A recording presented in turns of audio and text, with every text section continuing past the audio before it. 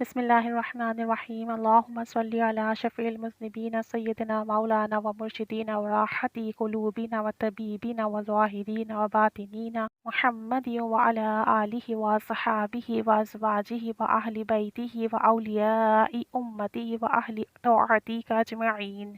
الی یوم الدین۔ ترجمہ: یا الہی شفیع المذنبین سیدنا اور ہمارے مولانا اور ہمارے مرشد اور ہمارے دلوں کی راحت، اور ہمیں ظاہر و باطن میں پاکیزہ کرنے والے محمد صلی اللہ علیہ وآلہ وسلم پر اور ان کی آل پر اور ان کے صحابہ پر اور ان کے ازواج پر اور ان کے اہل بیت پر اور اولیاء امت پر اور تمام اہل اطاعت پر یوم قیامت تک رحمت نازل فرما۔